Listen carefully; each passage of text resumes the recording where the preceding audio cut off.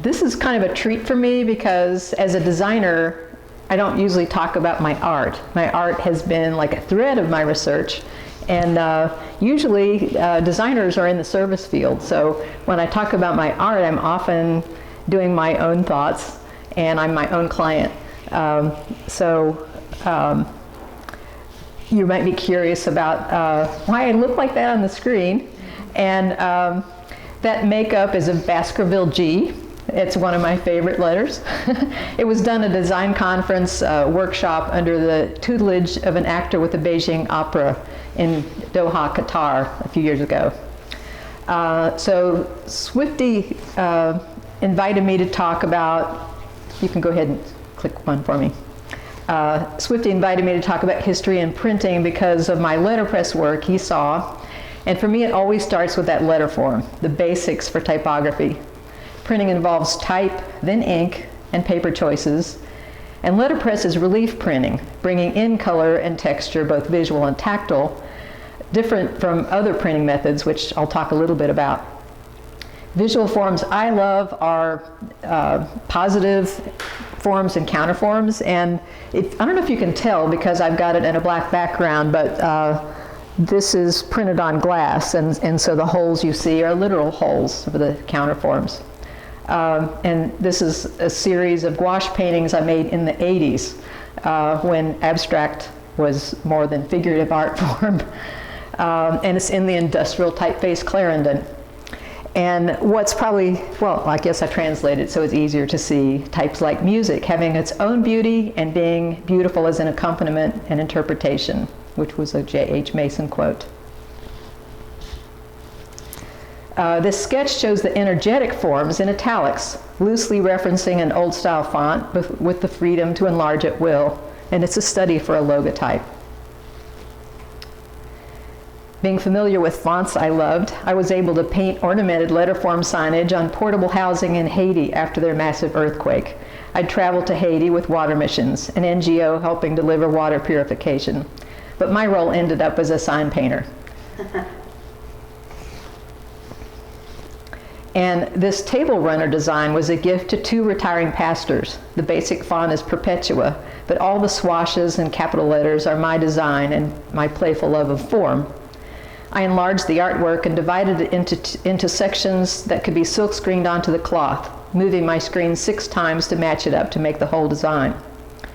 Part of any design project or art project is picking the process and materials that will have those properties and the longevity needed for the size and situation it needs to live in. Making many tests and starting over is part of the process, which my students hated to hear. Oh, next one. My daughter's 4th birthday deserved a piece of furniture in the form of a Caslon Bold C. Kids could crawl inside and sit on the seraphinial or climb up outside as they are here, or use it as a rocking chair. The design for this special tomato trellis required a font with perfect circles for the 5 letters spelling peace. Futura was the model. Rebar rods were rolled round by Wilson Works and welded into form by Allison Helm and a little help from me. It lives in the community garden at Scott's Run. Next one. Here you see some of those alternative designs, its appearance before paint at the right and how it looked in its environment at high season. You can barely see it back there. Another G shows up here as part of a module on translucent paper. Paper has endless variations of attributes, and finding the right one for the job is like selecting the right seasoning for a meal. This one would have to appear opaque until lit from behind. You can see the letters are reversed, that's so it will be right reading when seen from the other side. I'm scoring the paper with a compass so that it can be popped into a curved accordion fold in a module. The paper choice was called UV Ultra 2. Here's what was being crafted.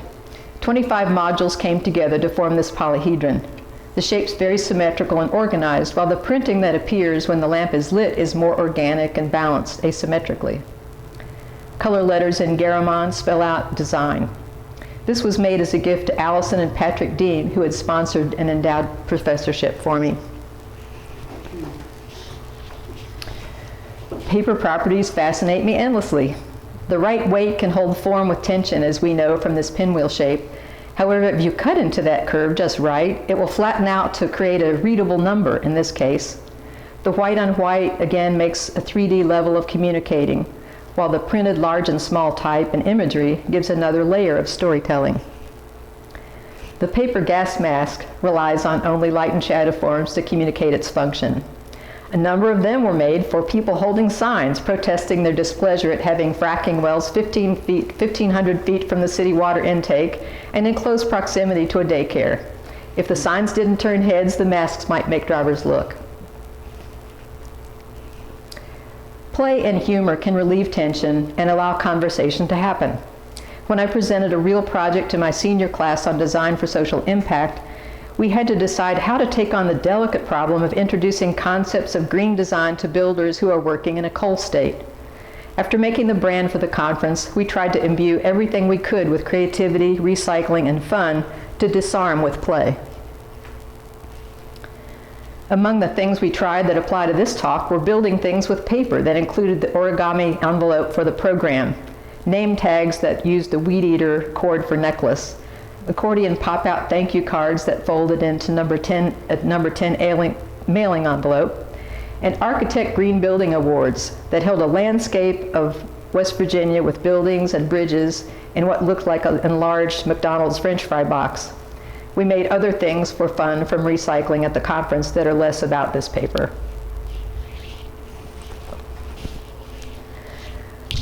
The conference materials were appreciated so much that we were asked to handle a second iteration of that event. And here you see studies of paper modules combining into a lamp again that would be an award for those green architects. Many ugly tries are needed to get to a point where the module matches the lamp bases we found at Lowe's.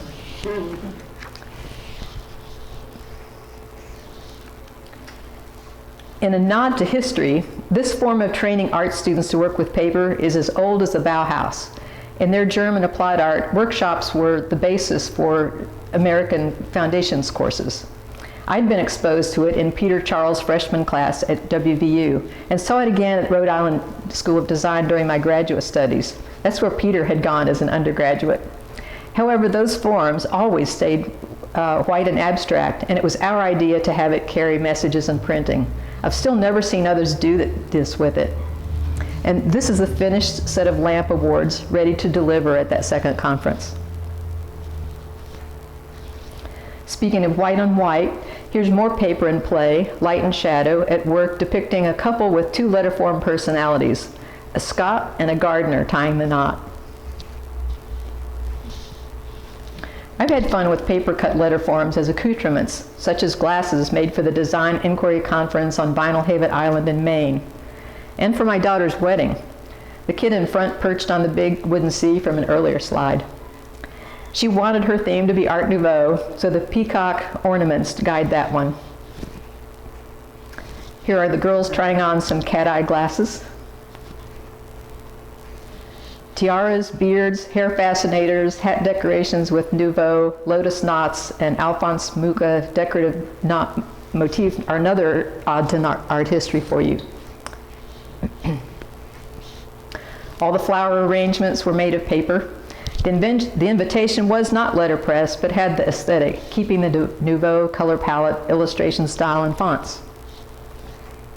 Now we can begin to talk about printing.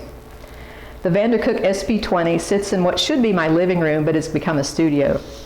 On the press bed, you see metal type locked up with wooden furniture and coins, the two halves of this. I didn't get the pointer to it, of that. Those are coins that tighten it so the type can't move.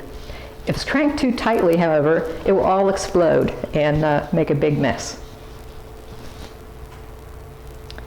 The poster at the left has a 3D centerpiece that makes you look, then makes you think.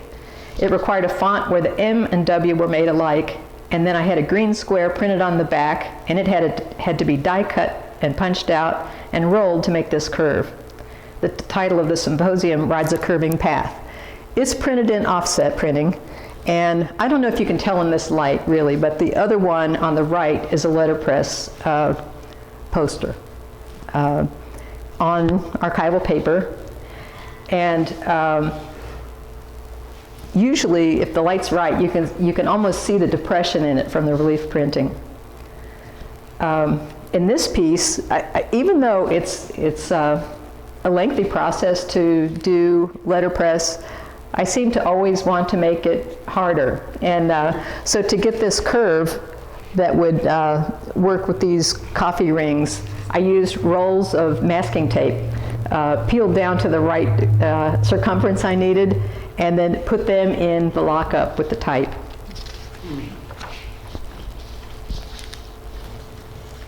Letterpress is slow, like snail slow. So slow that pace and patience it takes is almost monk-like to make a book. Every letter picked up and placed backward into a type stick until you build a line, then each line separated by a flat strip of leading at the point size you want for line spacing, each line spacing cut to the paragraph length.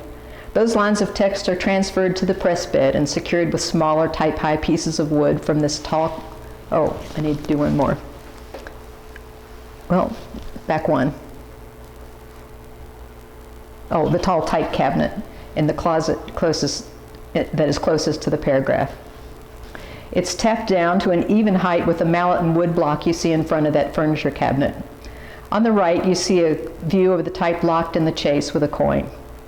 When you insert a metal key into the hole in that split metal coin, it ratchets to expand wider until the whole lockup is tight. You can see in the upper right that an area of the type has been left open, the right of, oh, it's actually up higher than, never mind. There's a portion of it you can just barely see at the top edge that's empty of type, and that's because the type that would be the letter or engraving or whatever we put there would be another color, so it couldn't print at the same time, and you had to register it completely to land where it's supposed to.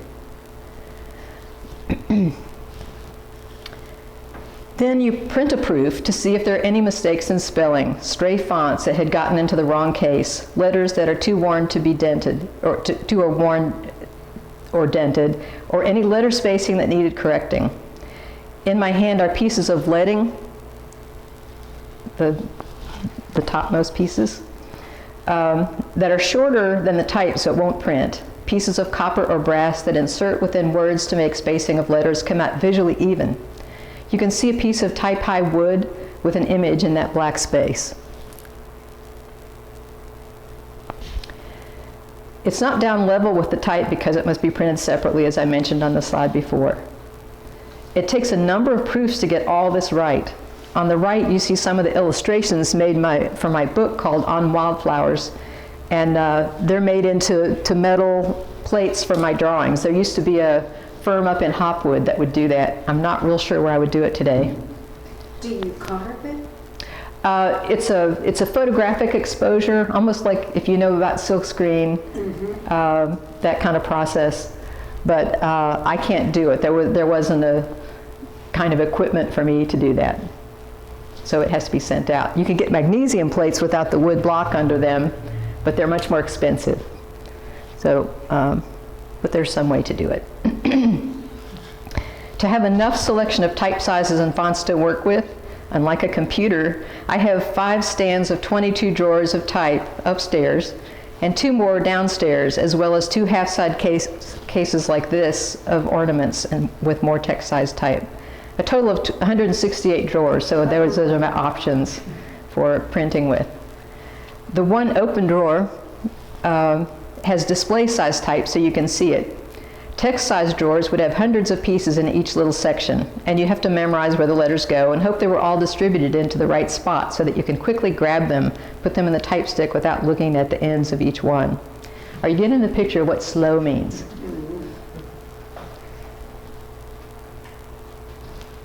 Here's an example of 4 paragraphs of letterpress text with a display type heading.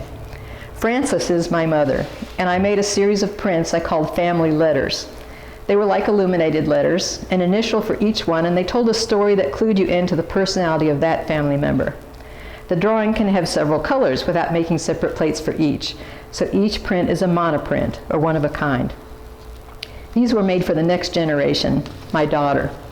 The text reads, because it's a little fuzzy there, Frances is usually as unobtrusive as the wildflowers she sculpts. She's perfectly capable, however, of delivering one-liners that keep her audience guessing where that came from.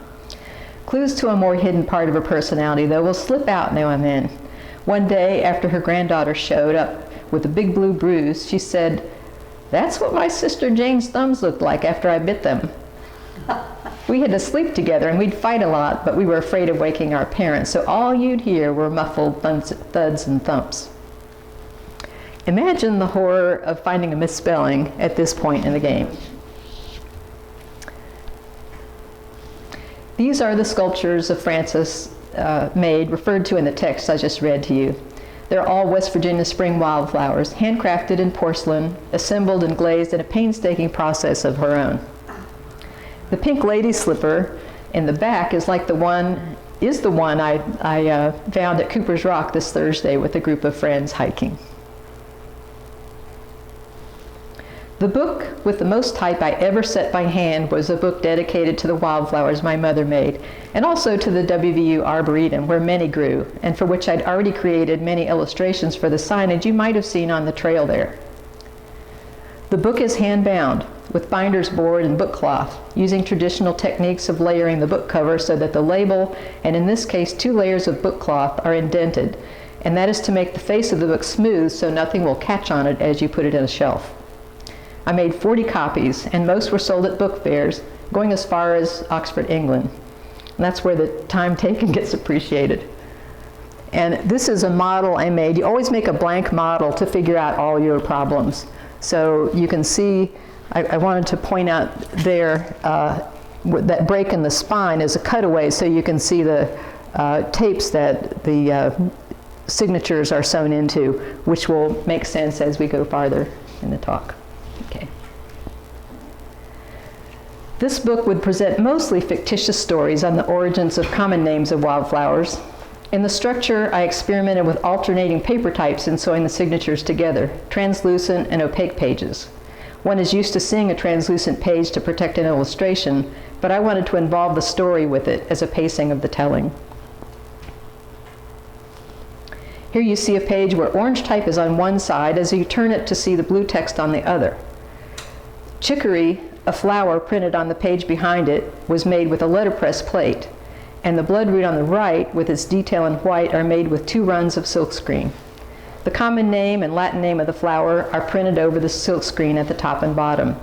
Each spread might contain up to 8 runs of color through the press or of silk screening. There's no way to account for the number of hours in this book. The rhythm of the 40-page book allows for a double-page spread in each of 10 signatures.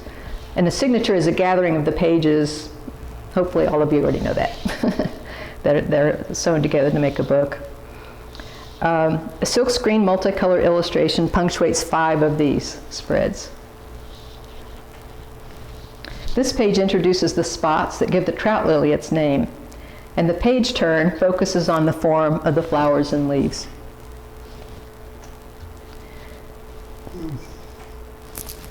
When the flower is intricate or small, a plate is used, and when the illustration is large enough for silkscreen, that method is chosen for its flat, opaque coverage. A close-up of a jack in the pulpit. A few more, the lady slippers. An Indian pipe that looks like a peace pipe with feathers. At the left you can see pages before that gave text description in a smoky path.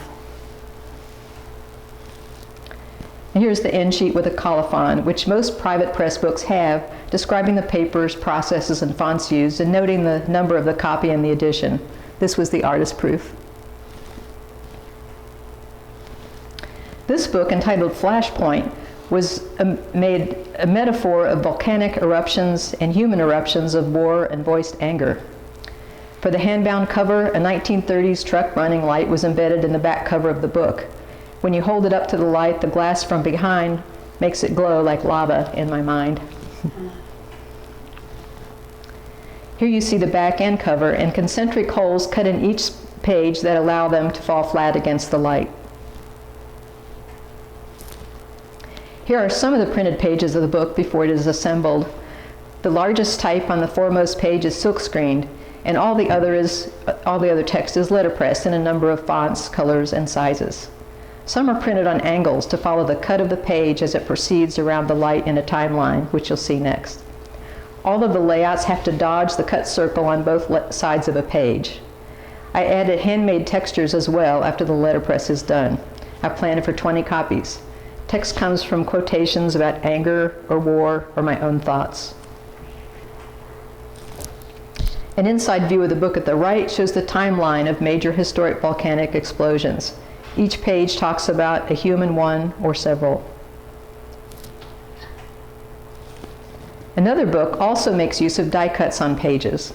At the top you see the binding with the letterpress label embedded on book cloth.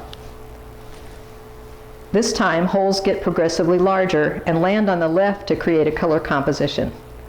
The book topic is color, and a humorous and snarky follow-up to my thesis at the Rhode Island School of Design, which was the semiotics of color. This part 2 in the text builds upon the famous Joseph Albers quote that color is relative. This required an unusual butterfly binding technique that I learned at the Iowa Center for the Book, where the famous Bill Anthony was teaching. Each page has a silk-screened color square on the back. The page is then folded, with both pages turned inside out to the gutter to be bound as single pages. Here is how the progression of color built up. There are short texts on each page, with the first word always being color, and of course that meant letterpress over the silkscreen square that had to line up perfectly with text on the other side.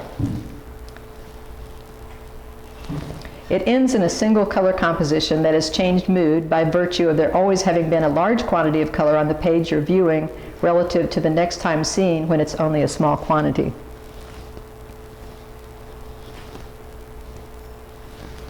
They Counted is the name of an artist book that was an artist book as much as a private press book.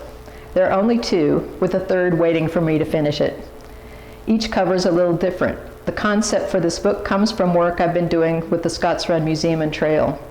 Scotts Run's a community of 13 former coal camps that was integrated by necessity in the 20s by 23 countries and the Great Migration in answer to the need for coal for World War I and II, in addition to the electrification of America. Life was hard and dangerous in the camps, and the many men who were killed or injured in Scotts Run had a brief mention in the 2 newspapers of the day. Lou Barakis, a Greek from the town of Liberty in Scotts Run, painstakingly copied all of these from microfiche from the WVU library by pencil into a 3-ring binder. By 2015, there had never been any kind of marker for the men who died, or where the Christopher No. 3 mine was that exploded and killed 56 in 1942. Last Saturday, we just had the 80th anniversary of that in an event over there. This book served as a means to give his research and those lost some dignity. It is housed in this silk box, and I have that with me today. When it's on display, it can be stood up in this circular column. That's what made it an artist book. The signatures sewn on tapes are dyed a pale gray and are intended to invoke the trail tracks in the mines. Here you see the signatures being sewn together.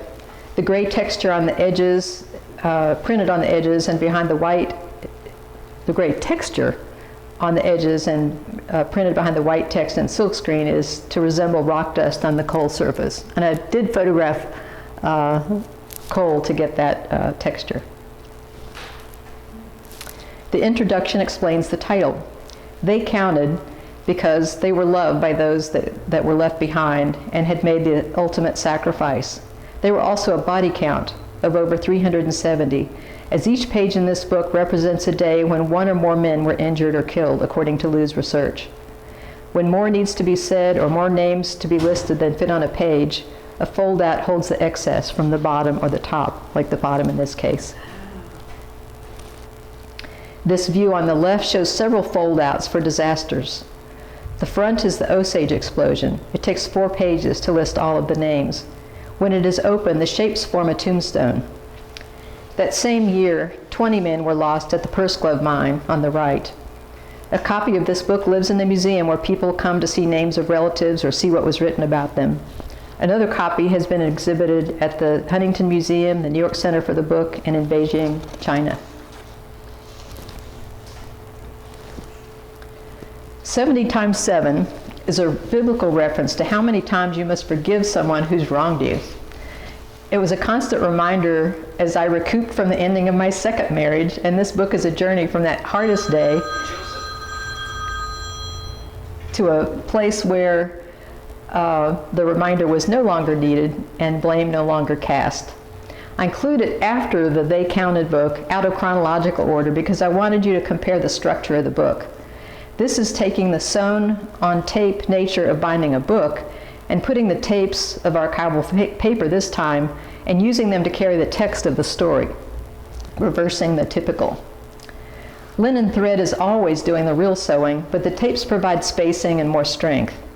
The paper tapes are glued down as folded, flattened chaos to be a reflection of what's inside.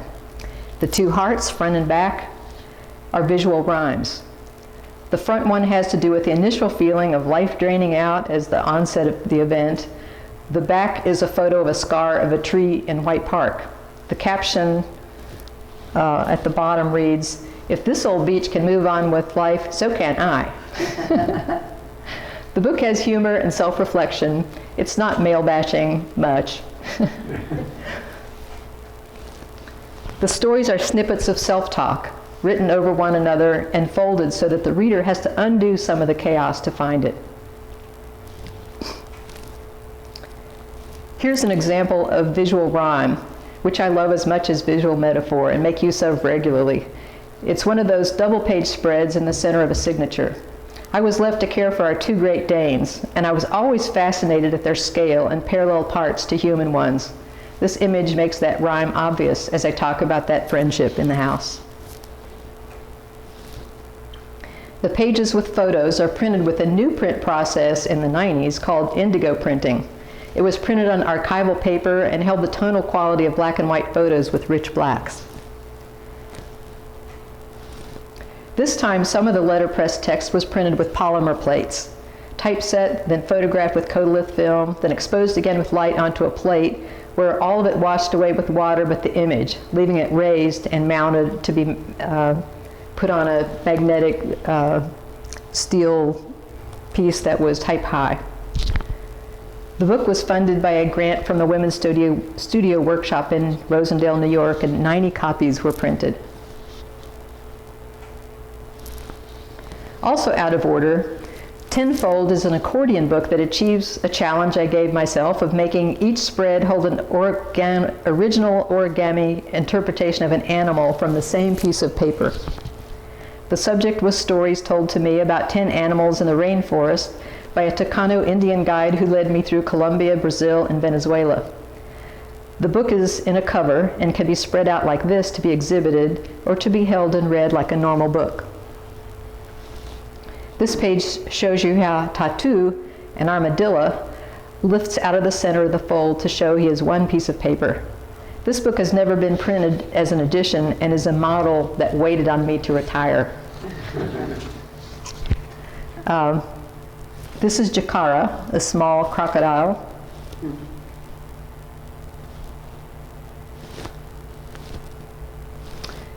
Val, my guide, said you had about 3 seconds to take your machete and cut the head off of an anaconda before he would squeeze the breath from you.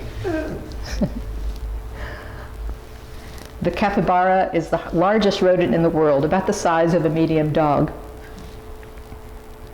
A jaguar, and a luro, a parrot. The jungle and any natural texture holds my attention. Nature presents drawings, paintings, and sculptures with form, line, and texture. I bring home photos and the real thing when I can, to be used in books on the wall. I can't seem to leave type out of it, that's why I don't just call it a montage.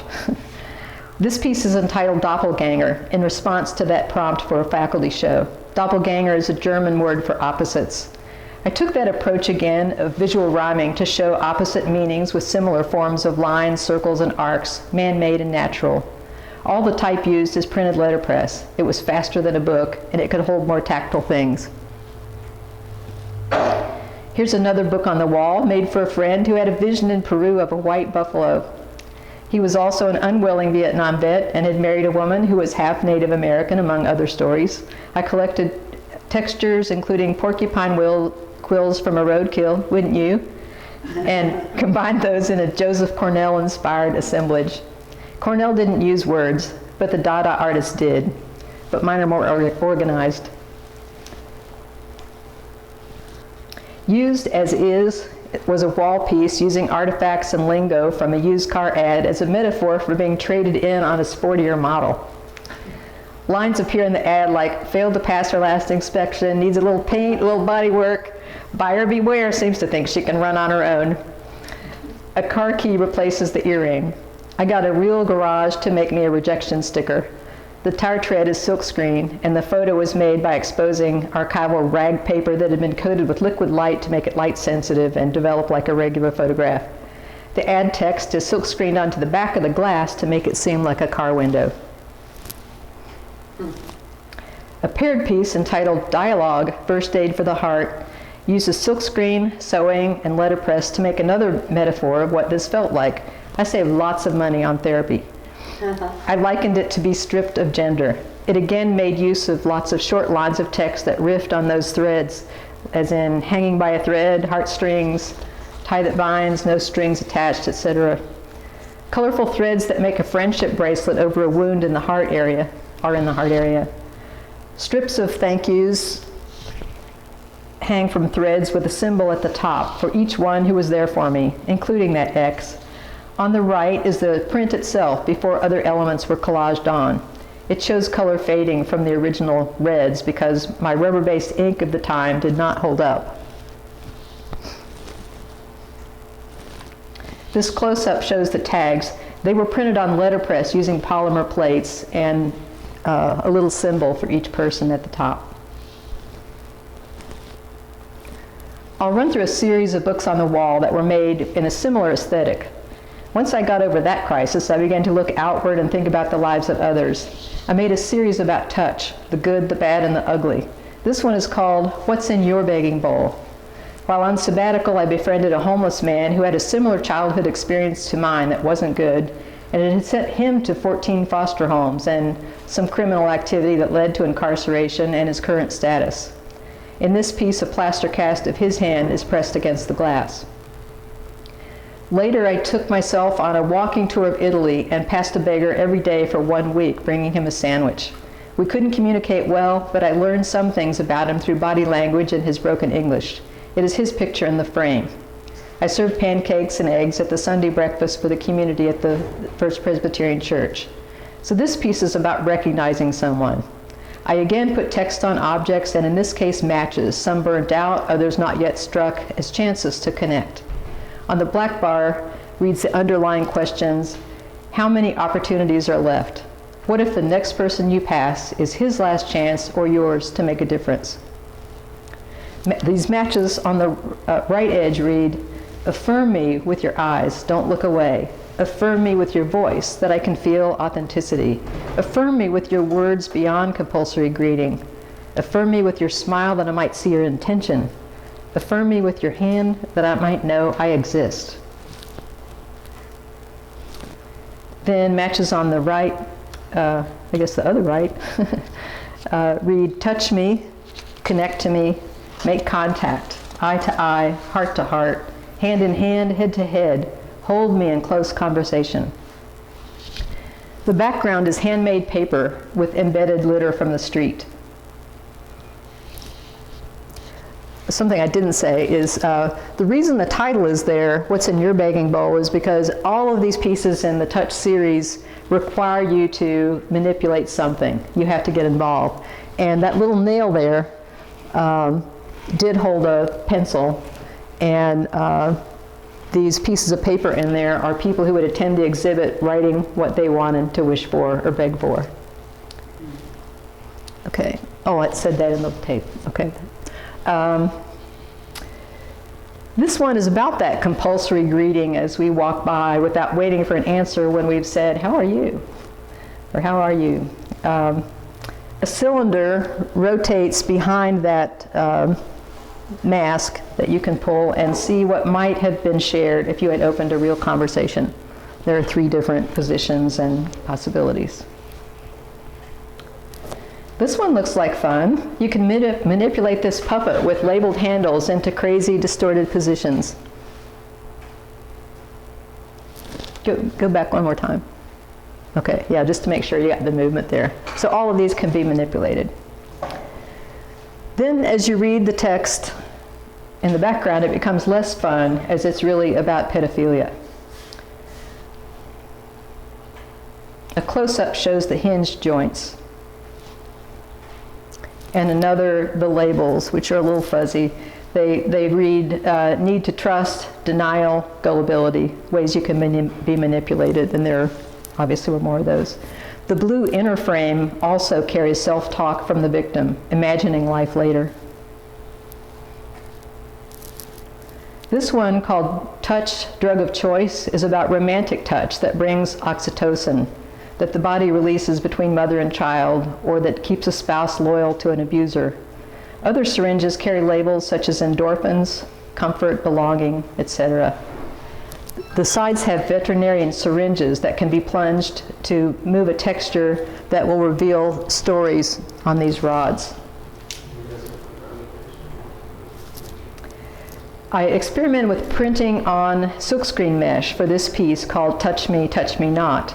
It's on the untouchable people, those imperfect ones or powerless ones. Give me a... such as those we reject for disabilities, age, or other reasons. IV tubing circulates through the images, and each story leaks out as a red strip of paper like lifeblood to tell the story of the person in the compartment that you see on the left. For about 10 years, I made holiday cards for each of my students as a chance to tell them they were appreciated. This one has a star that's made with a foil stamper, another piece of letterpress equipment. When you open it, inside it becomes a ribbon and gift with the text. This card was printed letterpress also and used a series of diagonal slits like a diaphragm to change a message as the bottom blue panel slides downward.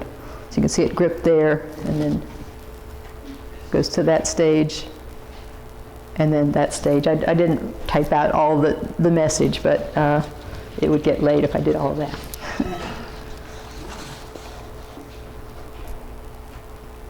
So this one looks to be a normal card at the front and opens to a woven poetic message. And here's an even closer detail. This is not printed letterpress. I collected and dried Queen Anne's lace in the fall for this letterpress card I was planning. A dial inside rotates to change the first letters of the 2 main words from giving and loving to moving and living.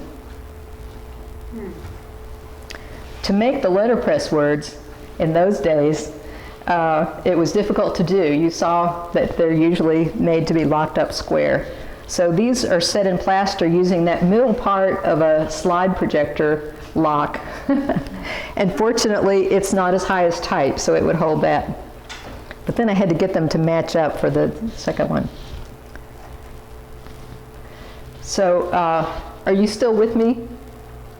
Because I could stop here, or I can show a little follow-up of what I've been doing since then. The work in my past 10 years focused on community and social justice. And I'll just show a few examples here because they're interesting ways to engage people. One project used design and play to help community members understand and imagine how they might combine as investors to rehabilitate and repurpose old but structurally sound buildings in Fairmont. So this is the brand, and this is the game board made. So the brand is kind of, you can still, the map is both supposed to be city blocks, and also spells out IF, which was the acronym for the organization. And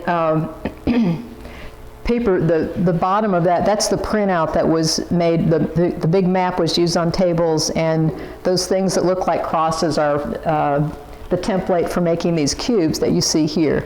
So it sits there with this fake money, and that's another view of it. I didn't realize that one was there. So the money displayed the names of famous Fairmont citizens or the graceful old buildings that were being dealt with. And here's the gameplay in action. When Dylan Roof shot 9 members of a Bible study class in South Carolina, we formed the Greater Morgantown Interfaith Association so that people could see that whatever philosophy or faith you belong to, people in charge of that group don't agree with this stuff.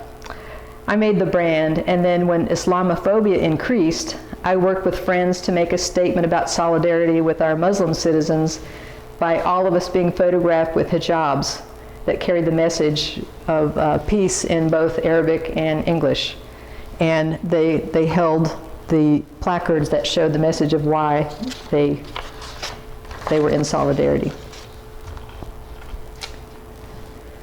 In 2021, I secured a West Virginia Humanities Council grant for the Scotts Run Museum and Trail to make this 80-page book, not in letterpress, with 170 pictures and 11 resident authors that we called Preserving the Stories of Scotts Run. It presents many stories of what life was like in those coal camps, how values of generosity, making do, sharing child raising, and about everything else where scarcity was the norm. It was about successful integration of the many ethnic workers from Europe, Eastern Europe, Scandinavia, Mexico, and the Great Migration from the South, and what it took to thrive. It also documents my design class's 12 years of different ways of presenting stories to the public and what they learned from that experience. I forgot to write what this is, but in 2012 and in 2019, we put on a design conference called Designing Across Divides that was trying to bring people together. We thought it was a huge deal in 2012, how split we were getting, and then by 2019, it was just that much worse. Some of you came to that. And we brought people as speakers from across the country who had good ideas that were working, and asked the people in attendance, who were as diverse a group as we could bring from our whole town, to see those and then participate in workshops that tried out those ideas in the afternoon. And so that happened twice. So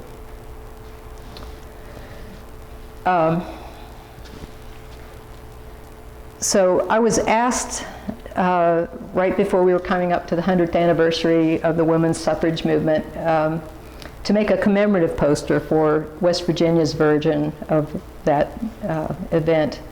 And often the black suffragettes are left out, both in the national and the state view. So I've talked to people and got the 2 black women involved in the poster, or on the poster. And then the girl who's holding up a baton in the middle stands for the future. And she happens to be one of the granddaughters of one of the women in Scotts Run. And on the right is a typical day on a Saturday at the museum, where it's more of a community center than a museum, and proof that that kind of integration is still quite natural and happening.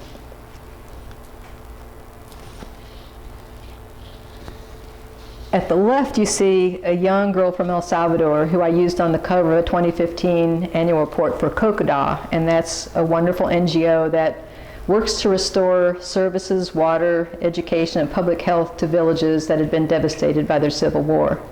I've been on their board for 9 years and helped with branding and storytelling to correct the misinformation about their country and the U.S. role in their war.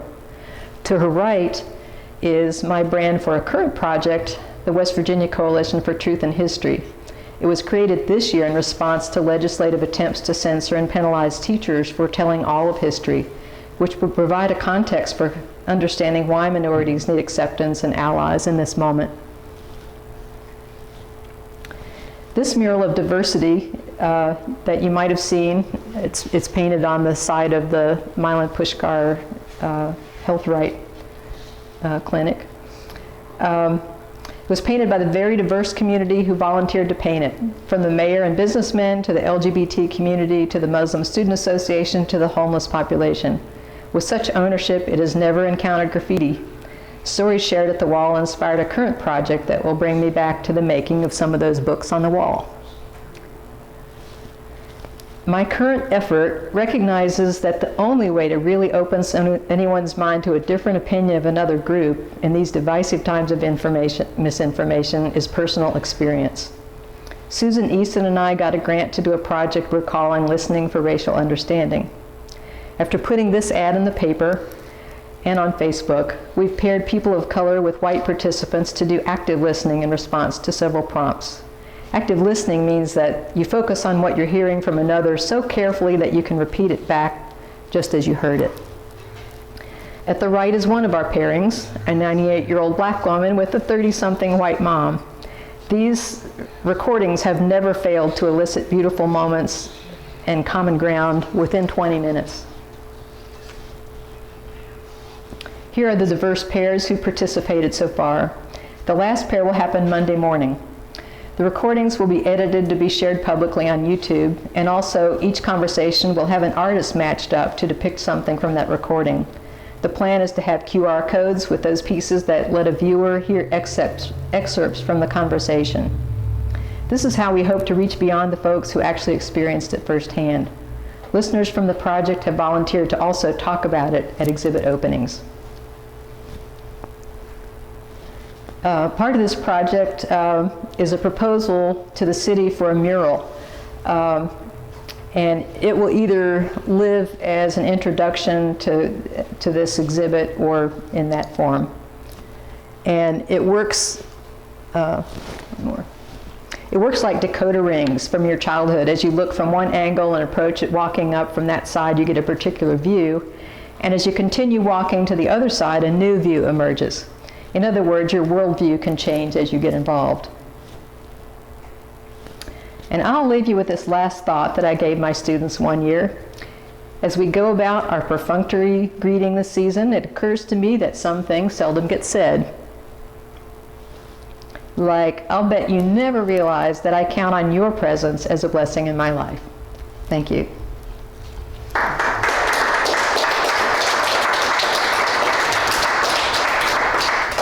Need to know anything? I'm just awed by your creativity.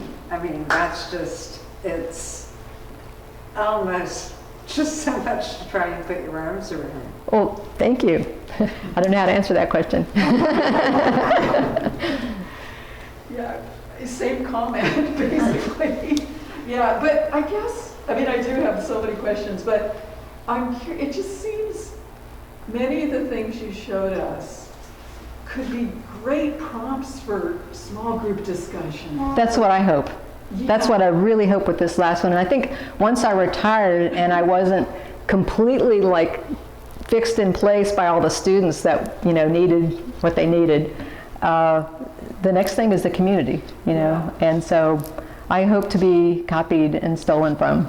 Yeah. But how do you prioritize? I mean, you help, would you help me? No, seriously. Not well, that's the answer. Okay. I can wait. No. Yeah. Yeah, it just, I mean, any one of those messages. That's my problem, is that's why a lot of things aren't finished, is because, you know, I was excited about it, and then there's this, and then there's this. I mean, each could become a campaign in itself of the, you know, the message. Yeah, if I was good at focusing, that would happen. But, you know, I think we all need to do what we're doing at this point and try to. So how did you work out the geometry of some of your cards? where they interacted with each other? Did you do that by trial and error? Trial and error. So there I'm not good at math, so I do everything trial by error. trial and error. So there Yeah. isn't like a type of origami where they already have pre-existing interlacing pieces of paper. There's just a few things, like in that animal book, I used Yeah. mostly origami. Other things often have come from other sources, but there's an awful lot you can find on Pinterest, Yeah. that would help you get started on something. There's a ton of ways to work with You paper. pulled the bottom out and you had to, That was all experimenting. so you just would do one and then fail. Get close, yeah. It's like someone told me how they trained their dog, was just, you Yeah. just get like closer and closer to something until it works. I can see that can be fun, but also painful. The students found it painful. They wadded up lots of paper and threw in an angry exit. But I didn't show any of the student work, but there's incredible student work that came with this. Something you said, I missed a word or two, but I was curious when you decide to use letterpress versus silk screen, and you said something Oh, about. I didn't explain why, did I? Well, you mentioned. Yeah, silk screen ink, particularly the oil-based that I used to use, it's just like cream, and it's not translucent or transparent, so it's just a beautiful velvety texture. And it also doesn't have the capacity to print really thin. So if I need something that's got smaller detail, I don't try to push that. Although it's gotten better than it used to be. It used to be a lot tougher to get with the technology of the photo emulsion is better than it used to be. So it can get like half tones now. Is that enough? Yeah, that's good. But taking that, I think, a step further, how do you decide what medium you're going to, with any project? Like with the Scott Run book, or with, when do you do printing press, when do you do? Yeah, I think that's the nature of part of your process as a designer. It's like you might have these wonderful ideas, but they would cost a fortune. So what can you do within your budget, within what's accessible, within what won't fade over time? You have to figure out what can go wrong.